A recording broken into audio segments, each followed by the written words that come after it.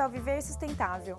O programa de hoje irá tratar dos seguintes assuntos: Prêmio para a produção de nuvens, bactérias que iluminam sem eletricidade, por que cães e gatos são imunes a dengue, zika e chikungunya, por que algumas pessoas são mais picadas por mosquitos do que outras. O planeta que habitamos é um lugar de contrastes. Enquanto em alguns países chove demasiadamente, em outros estão oferecendo até prêmio para quem conseguir fazer chuva de forma artificial. Com apenas 100 milímetros de chuva por ano e uma grande taxa de evaporação devido às altas temperaturas, os Emirados Árabes andam sedentos de recurso natural muito mais importante que o petróleo: a água doce, que serve para abastecer seus 9,5 milhões de habitantes e quase 3 milhões de turistas. Quem nos fala sobre isso é o professor e deputado federal Mendes Tami. Olá, professor! Olá, Iria. Realmente trata-se de uma situação extremamente grave, pois especialistas têm afirmado que até o final do século o Golfo Pérsico poderá se tornar uma região inabitável. Trata-se de uma área do planeta onde os aquíferos não se renovam e a situação é suscetível a piorar devido ao aquecimento global. Neste contexto, os Emirados Árabes buscam atrair os melhores pesquisadores do mundo em técnicas para estimular as nuvens, a fim de que ajudem a aumentar a quantidade de chuva. Para isso, foi criado o Prêmio de Pesquisa para a Melhora da Chuva, dotado de 5 milhões de dólares. Além disso, é bom lembrar que nos Emirados, as pesquisas relacionadas à melhora da chuva não são novas. E desde 2001, já essa região conta com convênios que prevêem a colaboração da NASA e do Centro Nacional de Pesquisas Atmosféricas dos Estados Unidos. Hoje em dia, o programa conta com 60 estações meteorológicas estrategicamente distribuídas por todo o país. Conta com uma rede de acompanhamento atmosférico e 6 aviões do tipo King Air C-90, dotados da última tecnologia, além de equipes especializadas em estímulo das nuvens e pesquisas atmosféricas. Uma vez dadas essas condições, os pilotos sobem cerca de 2.500 metros sobre a superfície para alcançar as nuvens, nas quais lançam uma mistura de sais, cloreto de potássio, cloreto de sódio e cloreto de cálcio.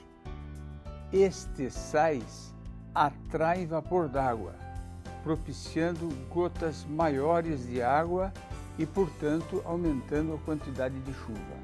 É bom lembrar que estes sais são naturais e somente produtos naturais são utilizados, evitando-se em qualquer momento a utilização de sais quimicamente mais perigosos.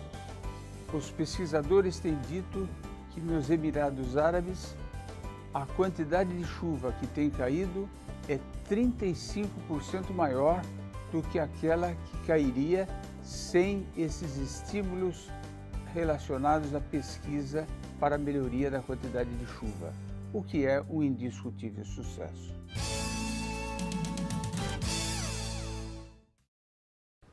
Professor Tami, como posso organizar um programa de coleta seletiva no meu condomínio?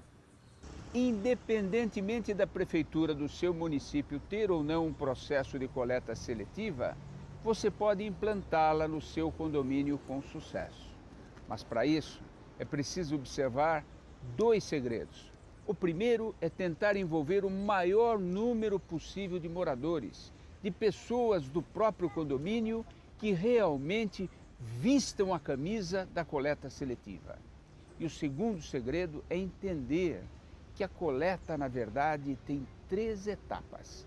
A primeira etapa é a coleta propriamente dita, que consiste na deposição do material nos recipientes padronizados de cores diferentes para papel e papelão, para metais, para vidro e para plásticos. A segunda etapa é a estocagem, é quanto tempo este material vai ficar guardado até que se inicie a etapa final, que é a destinação deste produto, numa venda ou numa doação. Comece pela terceira etapa. Primeiro veja qual é a instituição cooperativa ou instituição de benemerência que vai ficar com os produtos coletados, para com isso diminuir o tempo de estocagem e dar um escoamento rápido para o produto que foi coletado. Tenho certeza que observando estes dois segredos, a coleta seletiva no seu condomínio vai ser um sucesso. Professor Tami, o que é a análise de ciclo de vida de um produto? O ciclo de vida de um produto leva em conta desde a matéria-prima utilizada, a energia consumida, o processo de fabricação industrial, os custos de transporte, o ato do consumo e depois a destinação desse produto para um aterro, para incineração, compostagem ou reciclagem. Todos os aspectos, durante toda a vida do produto, são considerados para se avaliar os impactos ambientais diretos e indiretos. A indústria já incorporou este conceito de ciclo de vida dos produtos, tanto assim que eles são considerados para a ISO 14040. Agora, é preciso que também esta ideia, este conceito de ciclo de vida, seja levado em conta ao se definir uma política nacional de resíduos sólidos. Saiba no próximo bloco porque cães e gatos não contraem dengue, zika e chikungunya. Olho vivo, consumidor. Ao comprar um produto feito de papel, verifique se ele possui o selo da FSC. Isso significa que o material foi feito com árvores de floresta sustentáveis.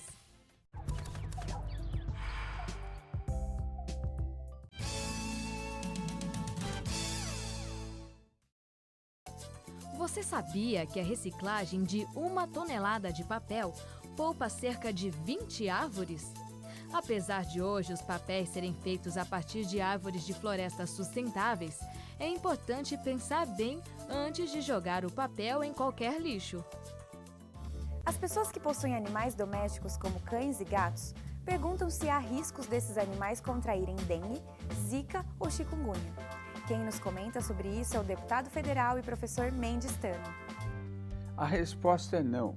Cachorro, gato e outros animais domésticos não pegam essa doença, mesmo que sejam picados pelo Aedes aegypti. Não existem registros de infecção natural em animais com o vírus da dengue e da chikungunya.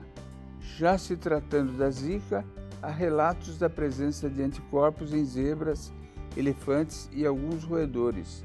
E até o momento o vírus só foi isolado em macacos, afirma a professora Caris Maroni Nunes, da Faculdade de Medicina Veterinária da Unesp. A descoberta de anticorpos do vírus da Zika nestes outros animais silvestres mostra que eles já foram infectados pelo vírus e desenvolveram mecanismos de defesa. O Aedes aegypti não costuma picar animais domésticos. A Zika, assim como a dengue, veio dos primatas, ou seja, dos macacos, e normalmente quando vírus como estes infectam outros animais, eles tendem a buscar animais próximos dos hospedeiros primários, afirmam os especialistas em microbiologia. Como nós humanos somos muito próximos dos macacos, aliás, 96% do nosso DNA praticamente coincide com o DNA dos macacos, estamos mais susceptíveis a ser uma boa casa para essas doenças. Já os gatos e cães são espécies distantes o suficiente dos hospedeiros originais para não contrair os vírus. Como o Aedes aegypti tem uma clara preferência pelos primatas, ou seja, pelos macacos e pelos homens, e não pelos gatos e cachorros, é muito difícil dizer que estes gatos e cachorros ou outros animais domésticos poderão vir a ser contaminados. Difícil, mas não impossível. No caso dos animais domésticos, o Aedes aegypti não é visto como um grande vilão, mas isso não quer dizer que os mosquitos em geral não sejam tão perigosos para esses animais domésticos. Outras espécies de mosquitos podem transmitir doenças como leishmaniose e dirofilariose, também conhecida como doença do verme do coração.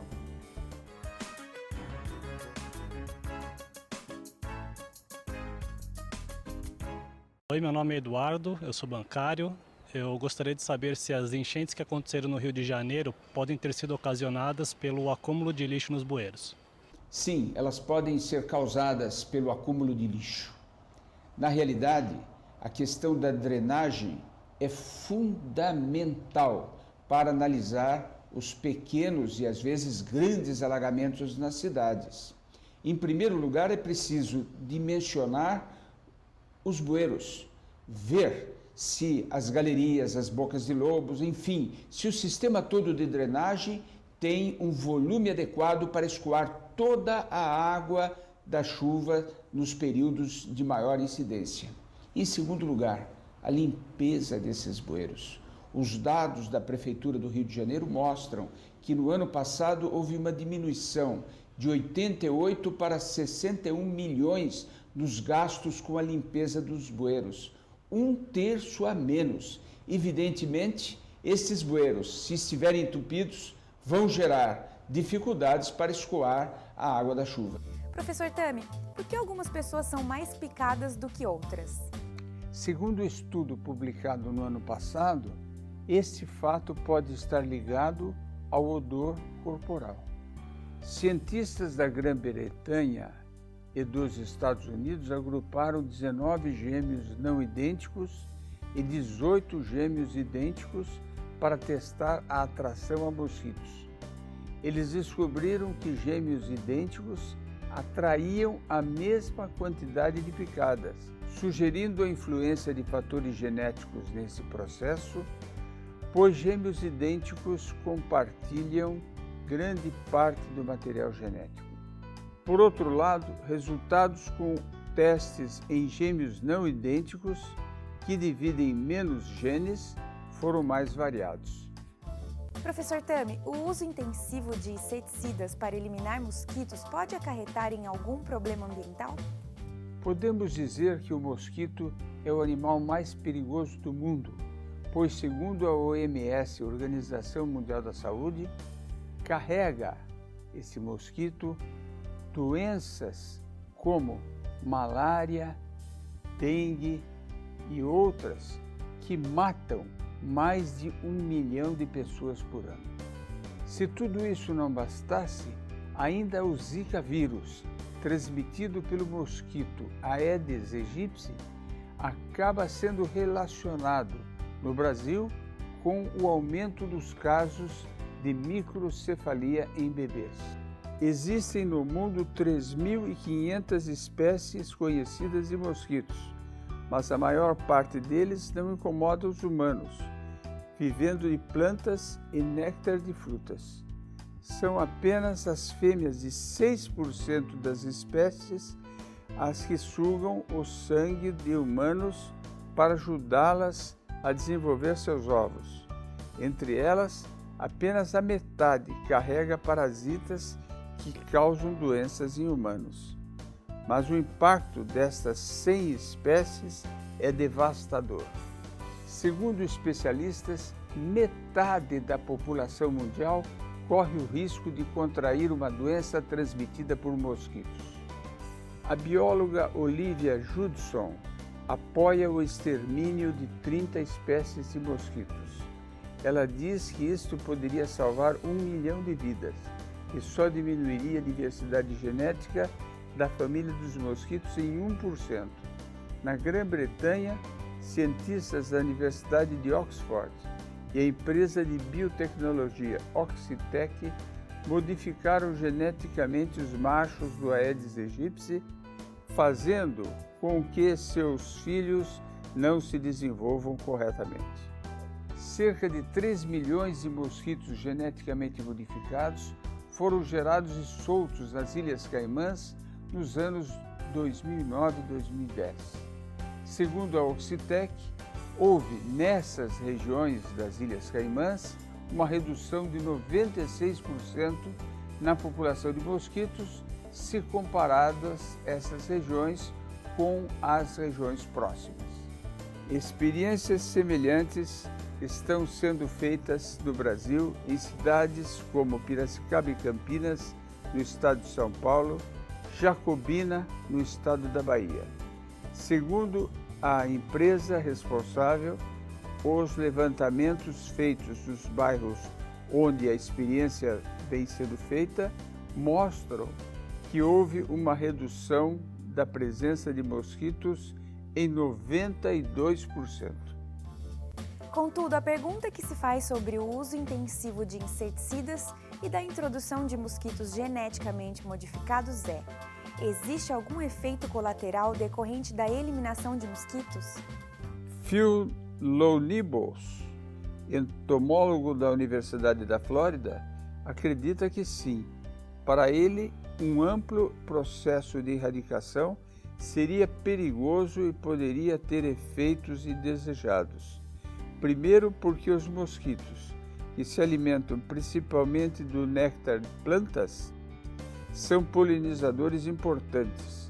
Depois, porque eles também servem de alimentos para pássaros e morcegos, e suas larvas são consumidas por peixes e sapos.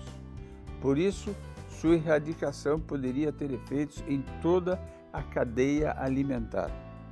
No entanto, há outros cientistas que dizem que esses dois papéis dos mosquitos, ou seja, o da cadeia alimentar e do seu papel como polinizadores, poderiam ser ocupados rapidamente por outros insetos. Toda essa discussão hoje é hipotética, pois apesar de experiências recentes terem conseguido reduzir o número de mosquitos em algumas áreas, muitos pesquisadores dizem que eliminar completamente uma espécie seria impossível. Conseguir fazer que todas as fêmeas cruzem com machos estéreis em uma grande área seria ainda muito mais difícil. Deveríamos tentar combinar isso com outras técnicas. De fato, há diversas outras técnicas sendo desenvolvidas no mundo todo para evitar que doenças sejam transmitidas pelos mosquitos. No Kew Gardens, em Londres, cientistas estão desenvolvendo um sensor que pode distinguir cada espécie de mosquito de acordo com o bater de suas asas. Eles pretendem distribuí-los em áreas rurais da Indonésia para ajudar a detectar mosquitos transmissores de doenças. Na London School of Tropical Medicine, cientistas descobriram como mosquitos fêmea são atraídas por certos cheiros, gerando esperanças de repelentes mais eficazes. Outra estratégia promissora explorada por pesquisas com mosquitos geneticamente modificados é torná-los resistentes a parasitas que causam doenças. Na Austrália, estão usando bactérias para reduzir a capacidade de mosquitos de passar dengue para as pessoas. Nos Estados Unidos, cientistas criaram um mosquito transgênico com um novo gene de laboratório que o torna resistente ao parasita da malária. São abordagens muito realistas e que comprovadamente mostram que podemos reduzir a transmissão de doenças por mosquitos. Não perca no próximo bloco uma matéria que fala sobre uma bactéria que produz luz sem eletricidade. O Viver Sustentável pergunta: em qual lixeira devemos jogar a caixinha Tetra Pak, já que ela é composta por plástico, papel e alumínio? Letra A, na lixeira de papel. B, plástico, C, metal ou D, nenhuma das anteriores? A resposta você vê no próximo bloco.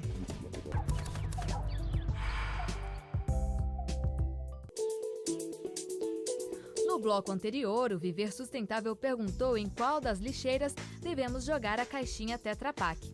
A resposta correta é letra D, nenhuma das anteriores. Como a embalagem Tetra Pak é composta por plástico, papel e alumínio, estão sendo desenvolvidas lixeiras especiais. Por enquanto, armazene as caixinhas em casa e destine a uma cooperativa de reciclagem. A startup francesa Glowy desenvolveu um sistema de iluminação que usa bactérias modificadas geneticamente para se tornarem luminosas. O objetivo de utilizar esse método, que não consome eletricidade, é para iluminar vitrines de lojas, fachadas de prédios, monumentos e outros espaços públicos, além de mobiliário urbano, como pontos de ônibus e placas de sinalização. Sandra Rey, cofundadora da empresa Glowy, diz que esta ideia surgiu depois de assistir a um documentário sobre peixes que vivem nas profundezas marinhas e produzem a sua própria luz. A empresa utiliza a bioluminescência, que é a emissão de luz por seres vivos, resultante de uma reação química provocada por um gene que produz iluminação. As bactérias não patogênicas nem tóxicas que recebem o gene da luminescência das lulas são cultivadas em uma solução com nutrientes e açúcar para se multiplicar. A luz assim obtida é mais fria e mais suave. Tem a grande vantagem ecológica de não produzir CO2, porém, no início não irá substituir a iluminação pública, porque ainda não tem as qualidades necessárias para uma iluminação em grande escala. A luz obtida pelo sistema da Glowy produz no momento apenas 3 horas diárias. É por isso que até o momento a luz produzida pelas bactérias luminosas tem sido utilizada apenas em instalações e eventos efêmeros, como festas, por exemplo. Os pesquisadores dizem, porém, que ainda este ano conseguirão com que essas bactérias consigam atingir a duração de 1 mês de iluminação e ainda prevêem que conseguirão obter prazos mais longos no futuro. Segundo a Glowy, essas bactérias luminosas serão utilizadas para iluminar vitrines na França a partir do ano que vem. A próxima etapa da Glowy será cuidar da iluminação das fachadas de prédios e mobiliário urbano.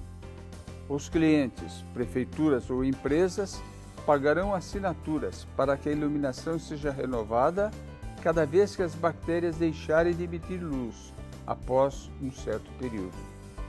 A empresa também prevê exportar o sistema de iluminação, pois há países onde a eletricidade é muito mais cara do que na França. A startup Glowy recebeu investimentos privados e subvenções públicas para desenvolver seus projetos e também ganhou um prêmio do Polo Francês de Biotecnologia Genopole, um dos maiores da Europa. São tecnologias como estas, ou seja, são avanços tecnológicos que permitem nos antever um mundo muito mais sustentável, uma economia muito mais saudável e verde nos próximos anos. Com dados fornecidos pelo Sempre, vamos conhecer os preços por tonelada dos principais produtos destinados à reciclagem. Preço do material reciclável para a cidade de Três Corações, Minas Gerais. Papelão, R$ 350. Latas de aço, R$ 180. Latas de alumínio, R$ 3.300. Plástico rígido, R$ 1.400. E PET, R$ 1.200. Participe você também do nosso programa. Mande sugestões de temas para contato@viversustentável.net. E acesse nosso arquivo de matérias pelo site viversustentável.net ou acesse nosso canal no Facebook. O Viver Sustentável fica por aqui. Lembre-se, para mudar o mundo precisamos fazer a nossa parte e a sustentabilidade é o caminho.